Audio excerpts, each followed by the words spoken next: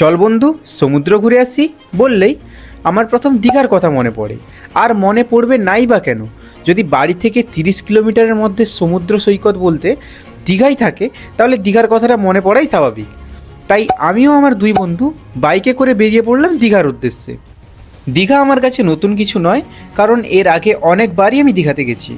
তবে এবার আমরা 3 বন্ধু ঠিক করলাম আমরা ওখানে নাইট স্টে করবো এবং ছোটোখাটো যেসব জায়গা আছে ওগুলো বাইকে করে ঘুরবো এবং তোমাদেরকে ভিডিও করে দেখাবো। আমি গেছিলাম শনিবার, রবিবার থেকেছি এবং সোমবার ফিরে এসেছি। তোমাদের বোঝার সুবিধার্থে আমি শনিবারকে ডে 1, রবিবারকে ডে 2 এবং সোমবারকে ডে 3 বলছি। এই দীঘার প্রথম পার্টে আমি তোমাদের ডে 1 এবং ডে 3 দেখাবো, আর ডে 2 বা রবিবারের ভিডিওটা পরের পার্টের জন্য তোলা থাকলো। এই পার্ট 1-এ আমি তোমাদের দেখাবো bike riding in Digha, hotel check in, night view in Digha, sunrise in Digha এবং bike riding in Marine Drive. তাহলে চলো এবার ডিরেক্ট ঢুকে পড়ি ভিডিওর মধ্যে। আমি আছি অয়ন তোমাদের সঙ্গে। Welcome to my channel এক্সপিস।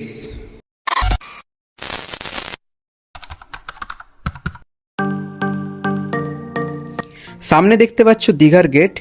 দীঘার গেট পেরিয়ে এলে সামনে এরকম দুটো রাস্তা পাবে। একদম সোজা যে রাস্তাটা চলে গেছে ওটা ওল্ড দীঘার রাস্তা, এবং ডান দিকে যে রাস্তাটা চলে গেছে ওটা নিউ দীঘার রাস্তা। যেহেতু আমাদের হোটেল নিউ দীঘায়, তাই আমরা ডান দিক দিয়ে যাচ্ছি।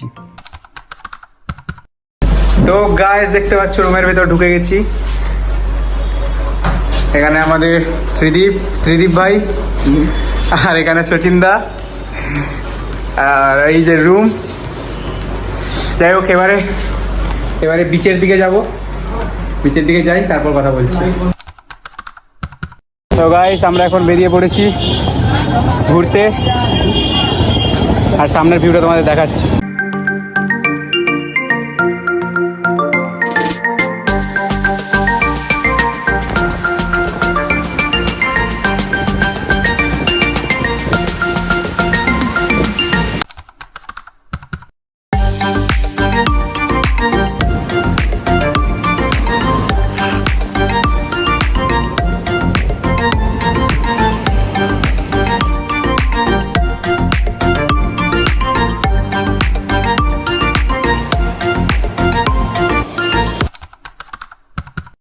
আমরা এবার বেরিয়ে পড়েছি বাড়ির উদ্দেশ্যে।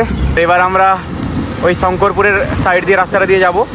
আমরা দীঘার গেট দিয়ে বেরোবো না, ওই শঙ্করপুর, তাজপুর, মন্দারমণি, শৌলা ওই দিক দিয়ে আমরা বাড়ি ফিরবো। তো আগের বার তো রাস্তা গুলিয়ে ফেলেছিলাম, এবার আশা করি আর আজকে রাস্তা গুলাবো না।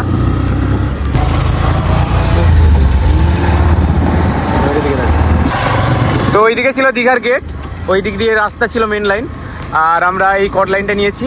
এই দিক দিয়ে শঙ্করপুর যাওয়ার শর্ট রাস্তা। তো এই দিক দিয়ে আমরা সোজা যাবো।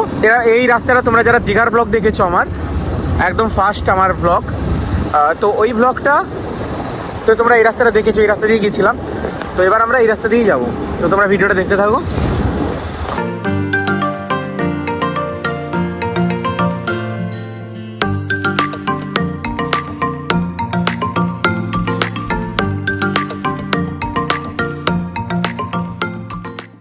সো গাইস ভিডিওটা এত দূর অবধিই ছিল।